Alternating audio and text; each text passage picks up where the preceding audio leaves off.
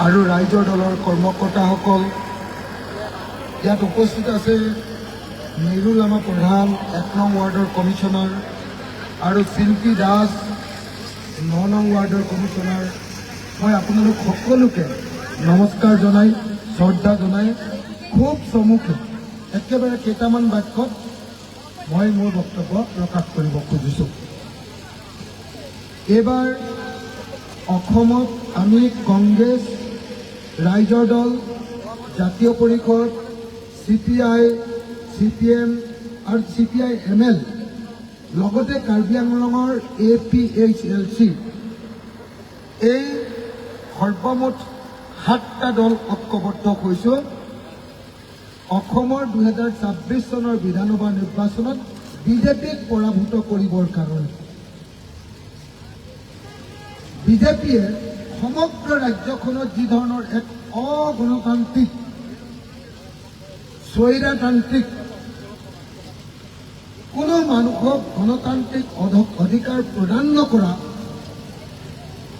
এটা উচ্ছৃংখল পৰিৱেশৰ সৃষ্টি কৰিছে, সেই পৰিৱেশৰ বিপৰীতে এটা নতুন গণতান্ত্ৰিক বাতাবৰণ গঢ়ি তুলিবৰ কাৰণে আমি গোটেই দলৰ মানুহবিলাক ঐক্যবদ্ধ হ'বলৈ সিদ্ধান্ত গ্ৰহণ কৰিছোঁ। আমি সিদ্ধান্ত গ্ৰহণ কৰিছোঁ যে কংগ্ৰেছ দলৰ বৰ্তমানৰ APCCৰ সভাপতি গৌৰৱ গগৈ, যিজনে ভাৰতবৰ্ষৰ লোকসভাত সমগ্ৰ ভাৰতবৰ্ষক কঁপাই লোৱাকৈ ভাৰতবৰ্ষৰ প্ৰধানমন্ত্ৰী, ভাৰতবৰ্ষৰ গৃহমন্ত্ৰী অমিত শ্বাহৰ সন্মুখত গুৰুত্বপূৰ্ণ বক্তব্য প্ৰদান কৰি দেশৰ বিভিন্ন সমস্যাবিলাক সম্পৰ্কে প্ৰশ্ন উত্থাপন কৰিবৰ কাৰণে সক্ষম হৈছে। সেই গৌৰৱ গগৈ ডাঙৰীয়াক আমি এইবাৰ 2026 চনৰ মুখ্যমন্ত্ৰীৰ প্ৰাৰ্থীৰূপে আগবঢ়াই দিব খুজিছোঁ। আমি গৌৰৱ গগৈক আগত লৈ কংগ্ৰেছ দলৰ নেতৃত্বত আন সকলো বিৰোধী দলবিলাকৰ সহযোগত ঐক্যবদ্ধ হৈ এইবাৰ আমি বিজেপিক পৰাভূত কৰিবৰ কাৰণে কাম কৰি আছোঁ। মই সেইকাৰণে আপোনালোকক সকলোকে অনুৰোধ জনাব খুজিছোঁ যে যিসকল লোক বিজেপিৰ স্বৈৰতান্ত্ৰিক ব্যৱস্থাৰ বিৰুদ্ধে আছে, যিসকল লোক বিজেপিৰ সাম্প্ৰদায়িক ৰাজনীতিৰ বিৰুদ্ধে আছে, যিসকল লোকে বিজেপি চৰকাৰে গঢ়ি তোলা ব্যাপক মূল্য বৃদ্ধিৰ বিৰুদ্ধে খঙাল হৈ আছে, যিসকল লোকে বিজেপিয়ে আমাৰ সমগ্ৰ দেশৰ ব্যৱসায় বাণিজ্য সম্পূৰ্ণৰূপে ধ্বংস কৰি দিয়াৰ বিৰুদ্ধে এতিয়া প্ৰতিবাদী হৈ উঠিছে আৰু জুবিন দাৰ মৃত্যুৰ পথতো জুবিন দাৰ ন্যায় প্ৰদান নকৰি জুবিন দাক লৈ খেলা কৰি আছে, তাৰ বিৰুদ্ধে যিসকল ৰাইজ আছে, মই সকলো ৰাইজকে ঐক্যবদ্ধ হৈ এইবাৰ বিজেপিক ব্ৰহ্মপুত্ৰত দলিয়াই দিবৰ কাৰণে সাজু হ'বৰ কাৰণে মই আপোনালোকক আহ্বান জনাইছোঁ। শ্ৰদ্ধেয় ৰাইজ, এইবাৰ আমি 3টা মূল প্ৰশ্নক লৈ ইলেকশ্যন খেলিছোঁ। আমাৰ প্ৰথম প্ৰতিশ্ৰুতিটো হ'ল যে এইবাৰ যদি আমি বিৰোধী দলসমূহে চৰকাৰ গঠন কৰিব পাৰোঁ, তেতিয়াহ'লে অসমৰ সমস্যা সমাধান কৰিবৰ কাৰণে প্ৰথম যিটো কাম কৰিম সেইটো হ'ল অসমৰ গাঁৱত যিমান পথাৰ আছে, খেতি পথাৰ, সকলো খেতি পথাৰৰ পানী যোগান কৰি জলসিঞ্চনৰ ব্যৱস্থা কৰি বছৰত এবাৰ খেতি কৰা অসমক বছৰত অন্ততঃ 3বাৰ খেতি কৰা অসমলৈ পৰিণত কৰিব খোজো। ভাল হ'বনে বেয়া হ'ব? ভাল হ'বনে বেয়া হ'ব? আজি অসমে একমাত্ৰ ৰাজ্য য'ত ভেকুলীৰ বিয়া পতা হয়। অসমে একমাত্ৰ ৰাজ্য য'ত আকাশলৈ ৰৈ থাকি খেতি কৰিবৰ কাৰণে বাট চাই থকা হয়। অসমে একমাত্ৰ ৰাজ্য য'ত বানপানী হ'লে খেতি নহয় আৰু খৰাং হ'লেও খেতি নহয়। পৃথিৱীৰ যিকোনো দেশতে খেতি কৰিবৰ কাৰণে চৰকাৰে পানী যোগানৰ ব্যৱস্থা কৰে, কিন্তু অসমৰ এডৰা পথাৰটো আচলতে কাৰ্যত কোনো পানী যোগানৰ ব্যৱস্থা নাই। সেইকাৰণে আমি সিদ্ধান্ত লৈছোঁ যে যদিহে এইবাৰ আমি বিৰোধী দলসমূহে চৰকাৰ কৰিব পাৰোঁ, তেতিয়াহ'লে প্ৰথম কথা আমি অসমৰ সকলো পথাৰত পানী যোগানৰ ব্যৱস্থা কৰিম। দ্বিতীয় কথা, অসমৰ প্ৰত্যেকখন গাঁৱৰ আমি 4খনৰ পৰা 5খন ট্ৰেক্টৰ দিয়াৰ ব্যৱস্থা গ্ৰহণ কৰিম, যাতে ৰাইজে সমূহীয়াভাৱে খেতিটো কৰি ল'ব পাৰে।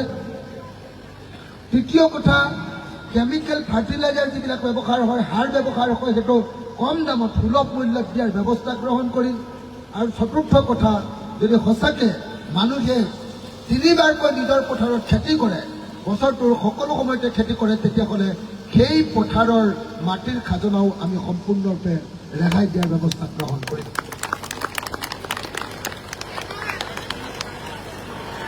আমি আপোনালোকক সেইকাৰণে অতি স্পষ্টকৈ ঘোষণা কৰিব খুজিছোঁ যে আমাৰ প্ৰথম আৰু প্ৰধান প্ৰতিশ্ৰুতিটো হ'ল অসমক 12 মাহে খেতি কৰা ৰাজ্যত পৰিণত কৰা। এতিয়া মই এই কথা কৈ থাকোঁতে ইয়াৰ পৰা প্ৰশ্ন উত্থাপন হৈছে যে ইয়াৰ বহুত মানুহৰ, বেছিভাগ মানুহৰ পথাৰেই নাই, বেছিভাগ মানুহৰ মাটিৰ পট্টাই নাই। অসম চৰকাৰে বসুন্ধৰা নামৰ এখন আঁচনি লৈছিলে মাটিৰ পট্টা দিবৰ কাৰণে। মই বসুন্ধৰাৰ ওপৰত অসম বিধানসভাত বহুত প্ৰশ্ন উত্থাপন কৰিছিলোঁ। মই সুধিছিলোঁ যে অসমৰ কিমান মানুহক এতিয়ালৈকে বসুন্ধৰাৰ অধীনত মাটিৰ পট্টা দিয়া হ'ল। মোক উত্তৰ দিয়া হৈছিলে যে 3,11,000টা পৰিয়ালক মাটিৰ পট্টা দিয়া হৈছে। মই সুধিছিলোঁ যে কিমানলৈকে মাটিৰ পট্টা দিয়া কৈছে, কৈছে 1 কোঠাৰ পৰা 1 বিঘা পৰ্যন্ত মাটিৰ পট্টা দিয়া হৈছে। মই সুধিছিলোঁ যে মাটিৰ পট্টা দিয়াৰ কাৰণে পইচা লোৱা হৈছে নে নাই, কৈছিলে যে মাটিৰ পট্টা দিয়াৰ কাৰণে প্ৰিমিয়াম লোৱা হৈছে। তেতিয়াহ'লে আপোনালোকে নিশ্চয় জানে যে আজি ডিগবৈ সমষ্টিটোৰ, আজি মাৰ্ঘেৰিটা সমষ্টিটোৰ বহু অঞ্চলৰ আমাৰ মানুহৰ মাটিৰ পট্টাই এতিয়ালৈকে হোৱা নাই, এতিয়ালৈকে দিয়াই নাই।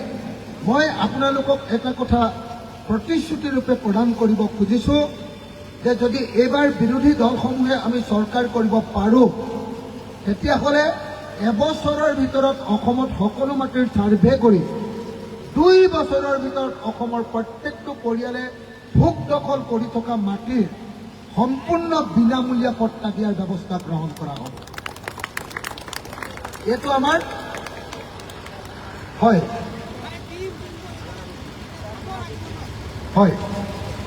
তো প্ৰথম কথাটো হ'ল আমি অসমৰ খেতিয়কবিলাকৰ, অসমৰ বসবাস কৰা মানুহবিলাকৰ মাটিৰ পট্টা 2 বছৰৰ ভিতৰত দিম বুলি সিদ্ধান্ত গ্ৰহণ কৰি থৈছোঁ।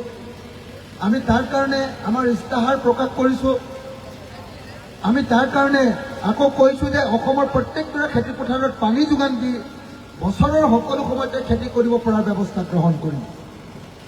আমাৰ দ্বিতীয় প্ৰতিশ্ৰুতিটো হ'ল যে এখন গাঁও, টাউনৰ এটা ৱাৰ্ড, এখন বাগানৰ এটা লাইন আৰু এটা চৰ চাপৰি, প্ৰত্যেকটো ঠাইতে এখন গাঁৱত এটা উদ্যোগ প্ৰতিষ্ঠা কৰা হ'ব। আমাৰ দ্বিতীয় প্ৰতিশ্ৰুতিটো হ'ল, মই আকৌ এবাৰ কৈছোঁ, এখন গাঁও এটা উদ্যোগ। এখন গাঁৱত এটা ক্ষুদ্ৰ উদ্যোগ স্থাপন কৰি 100ৰ পৰা 150 মানুহক আমি নিবনুৱাক নিযুক্তি দিব খোজোঁ।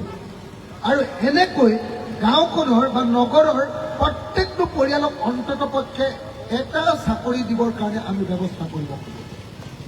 তাৰ কাৰণে আমি ঘোষণা কৰিব খুজিছোঁ যে এটা পৰিয়ালৰ এজন মানুহে মাহেকত অতি কমেও 30,000 টকাৰ যাতে ইনকাম কৰিব পাৰে, তাৰ কাৰণে অসমৰ প্ৰতিখন গাঁৱত এটা উদ্যোগ, প্ৰতিটো ৱাৰ্ডত এটা উদ্যোগ, প্ৰতিখন লাইনত এটা উদ্যোগ আৰু প্ৰতিটো চৰ চাপৰিতে এটা উদ্যোগ প্ৰতিষ্ঠা কৰি যাতে নিবনুৱা সমস্যাৰ সমাধান কৰিব পাৰোঁ, তাৰ কাৰণে ব্যৱস্থা গ্ৰহণ কৰিব খুজিছোঁ। এইটো হ'ল আমাৰ দ্বিতীয় প্ৰতিশ্ৰুতি। আমাৰ তৃতীয় প্ৰতিশ্ৰুতিটো হ'ল যে অসমৰ যিখিনি মানুহ, অসমৰ ৰাইজ, অসমৰ মানুহবিলাকে কাম কৰে কিন্তু প্ৰফেশ্যনেল নহয়। যেনেকৈ ধৰক অসমৰ গাঁৱৰ মানুহবিলাকৰ কথা যদি আজি কওঁ, হিমন্ত বিশ্ব শৰ্মা চৰকাৰৰ দিনত অসমৰ যুৱক যুৱতীবিলাকে মূলতঃ কি কাম পাইছে? মূলতঃ 2টা কাম পাইছে। এটা হ'ল মিস্ত্ৰীৰ লগত যোগালী কৰে, নহ'লে বা বেংগলোৰ বা চেন্নাইত গৈ ছিকিউৰিটি গাৰ্ড কৰে। ছিকিউৰিটি গাৰ্ড যিসকলে কৰিবলৈ যায় তেওঁলোকে মাহেকত 18,000 20,000 টকা দৰমহা পায়। আমি অসমৰ এই অৱস্থাৰ পৰিৱৰ্তন কৰিব খোজো। আমি অসমৰ প্ৰত্যেকজন মানুহক ট্ৰেইনিং দিব খোজো ভালকে কাম কৰিবৰ কাৰণে, আৰু এই কনচেপ্টটোৰ আমি নাম দিব খুজিছো ফিনিচিং স্কুল। এজন মানুহে স্কুল এৰি, কলেজ এৰি, বিশ্ববিদ্যালয় এৰি কাম যে কৰিবলৈ যাব, তাৰ আগত তেওঁ আৰু এখন স্কুলত কেইদিনমান পঢ়িব লাগিব। যেনেকে ধৰক কোনোবাই সিকিউৰিটি গাৰ্ড কৰিবলৈ যাব, সিকিউৰিটি গাৰ্ড কৰিবলৈ যোৱাৰ আগতে চৰকাৰে তেওঁ হোমগাৰ্ড, পুলিচ বা বেটেলিয়নৰ প্ৰশিক্ষণ দিয়াৰ ব্যৱস্থা গ্ৰহণ কৰি দিব।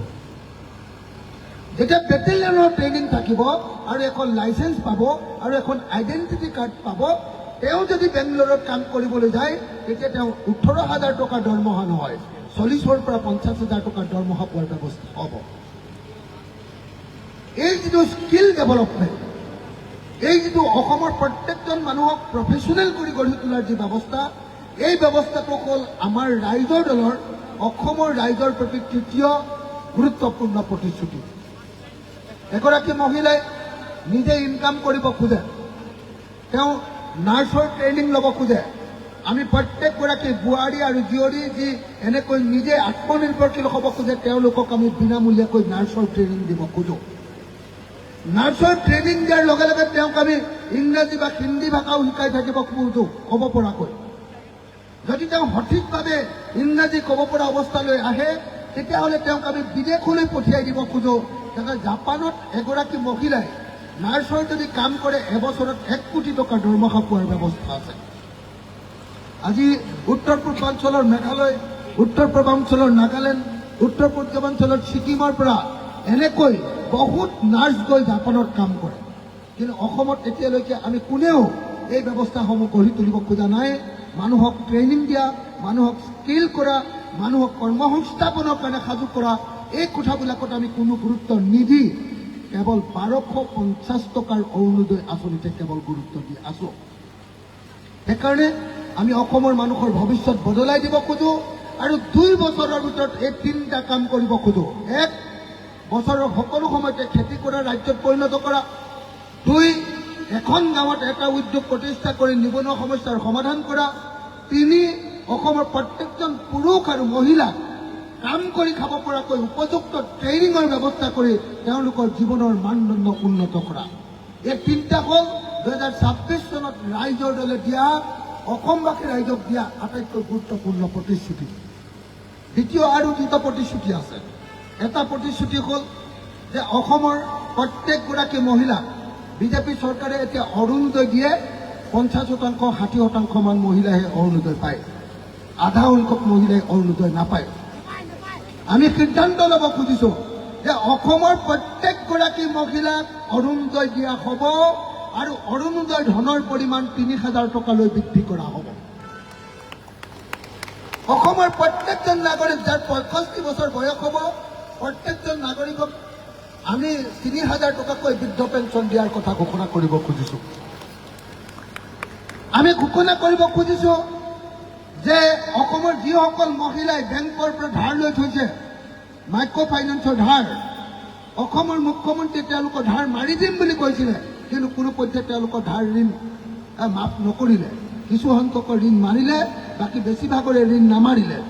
আমি এবাৰ প্ৰতিশ্ৰুতি দিছো যে আমি বিৰোধী দলবিলাকে যদি এবাৰ চৰকাৰ কৰিব পাৰোঁ, 6 মাহৰ ভিতৰত অসমৰ মহিলাসকলৰ ঋণ মাফ কৰি দিয়াৰ ব্যৱস্থা গ্ৰহণ কৰা হ'ব।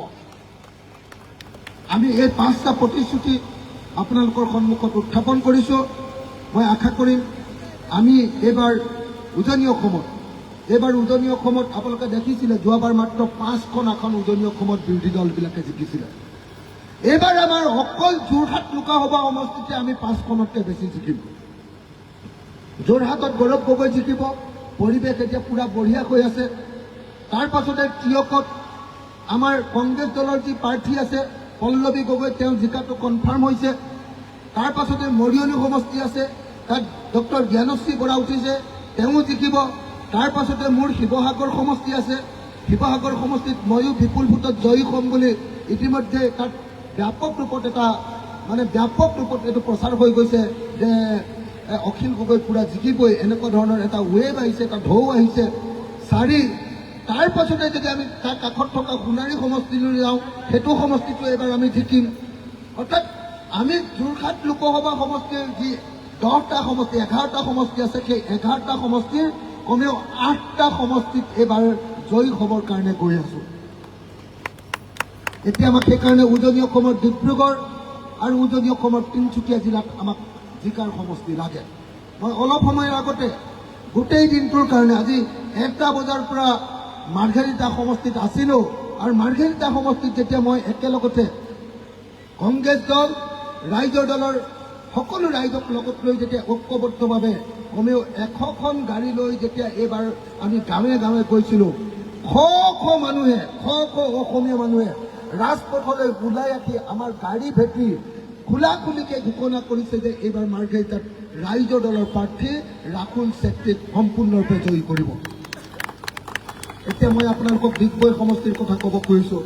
শ্ৰদ্ধেয় ৰাইজ, ডিগবৈ সমষ্টিত আমি বিৰোধী দলসমূহৰ পৰা দুলাল মৰাণ ডাঙৰীয়াক, তেখেত কংগ্ৰেছ দলৰ সদস্য আছিলে, আমি ঐক্যবদ্ধভাৱে এইবাৰ ৰাইজৰ দল, কংগ্ৰেছ, অসম জাতীয় পৰিষদ, CPI, CPM সকলোৱে মিলি আপোনালোকৰ ইয়াৰ জনপ্ৰিয় শিক্ষক দুলাল বৰুৱা ডাঙৰীয়াক আমি প্ৰাৰ্থিত্ব প্ৰদান কৰিছোঁ। মই আশা কৰিছোঁ, মই আপোনালোকক মিনতি জনাইছোঁ, মই আপোনালোকক অনুৰোধ কৰিছোঁ, আহক আমি সকলোৱে মিলি এইবাৰ দুলাল মৰাণক ভোট দি জয়যুক্ত কৰোঁ। মই আপোনালোকক সকলোৱে অনুৰোধ জনাব খুজিছোঁ যে আপোনালোকৰ যিজন বিধায়ক, ডিগবৈৰ যিজন বিধায়ক সুৰেন ফুকন, মই যোৱা 5 বছৰ বিধানসভাত আছিলোঁ আৰু বিধানসভাৰ মই আটাইতকৈ সক্ৰিয় বিধায়ক, কিন্তু মই চাই থাকোঁ কোন বিধায়কে কি কাম কৰে। যোৱা 5টা বছৰত আপোনালোকৰ বিধায়ক সুৰেন ফুকনে এটা শব্দ অসমৰ পক্ষত বা আপোনালোকৰ সমষ্টিৰ পক্ষত এটা শব্দ কোৱাও মই কেতিয়াও শুনা নাছিলোঁ। অৰ্থাৎ আপোনালোকে যিজন বিধায়ক পঠিয়াইছে, সেই বিধায়কজন সম্পূৰ্ণৰূপে নিমাতী কইনা এজন বিধায়ক, সম্পূৰ্ণৰূপে মুখেৰে মাত কটিব নোৱাৰা এজন বিধায়ক। সেইকাৰণে মই আহ্বান জনাইছোঁ যে অসমৰ মানুহৰ পক্ষত থকা, অসমৰ জাতিৰ পক্ষত থকা, অসমৰ জনগণৰ পক্ষত থকা আমাৰ দুলাল মৰাণক আপোনালোকে এইবাৰ ভোট দি জয়যুক্ত কৰিব লাগে। মই দেখিছোঁ যে সুৰেন ফুকনে কেৱল এটাই কথা মই দেখিছিলোঁ যে এইফালে মাৰ্ঘেৰিটাৰ পৰা আৰু লিডুৰ পৰা আহি থকা কয়লাৰ গাড়ী ৰখোৱাৰ বাহিৰে মই অন্য কোনো ক্ষেত্ৰতে তেওঁক টিভিটো আজিলৈকে ওলোৱা দেখা নাছিলোঁ। হয়নে নহয় বাৰু? মাজে মাজে মাৰ্ঘেৰিটা আৰু লিডুৰ কয়লাৰ গাড়ীৰ যিটো চিণ্ডিকেটৰ টেক্স, অবৈধ টেক্স, সেই অবৈধ টেক্স নাপালে ভাস্কৰ শৰ্মাৰ লগত কাজিয়া কৰাৰ বাহিৰে এই যোৱা 5 বছৰত আপোনালোকে সুৰেন ফুকনৰ কিবা অস্তিত্ব দেখিবলৈ পাইছিলেনে? কিবা কাম কৰা, কিবা সামাজিক ক্ষেত্ৰত আলোড়ন সৃষ্টি কৰিব পৰা, অসমৰ মানুহৰ পক্ষত কথা কোৱা, ডিগবৈ সমষ্টিৰ মানুহৰ পক্ষত অসম বিধানসভাত বক্তব্য তুলি ধৰা আপোনালোকে দেখিবলৈ পাইছিলেনে? গতিকে তেনেকুৱা এজন নিমাতী কইনাক এইবাৰ যাতে পুনৰ আপোনালোকে জয় নকৰে, কেৱল চিণ্ডিকেটৰ টকা তুলিবৰ কাৰণে, কেৱল নিজৰ পৰিয়ালৰ ঘৰত সকলো ঠিকা দিবৰ কাৰণে, কেৱল আৰু কেৱল নিজৰ ঘৰৰ কাৰণে ধন ঘটিবৰ কাৰণে আকৌ যাতে কোনোপধ্যে আপোনালোকে এই সুৰেন ফুকন নামৰ বিধায়কজনক আকৌ যাতে আপোনালোকে ভোট নিদিয়ে, তাৰ কাৰণে অনুৰোধ কৰি আৰু আমাৰ দুলাল মৰাণ ডাঙৰীয়াক আপোনালোকৰ বহুমূলীয়া ভোটটো দিবৰ কাৰণে অনুৰোধ কৰি মই সকলোকে এটা হাততালি বজাবৰ কাৰণে, জোৰকৈ এটা হাততালি বজাবৰ কাৰণে অনুৰোধ জনাইছোঁ। মই আশা কৰিম আমাৰ CPM দল আছে, সিটো ইয়াত আছে, CPI আছে, অসম জাতীয় পৰিষদ আছে, কংগ্ৰেছ দল আছে, আমি ৰাইজৰ দল আছোঁ আৰু হয়তো CPIML দলৰো সদস্য আছে।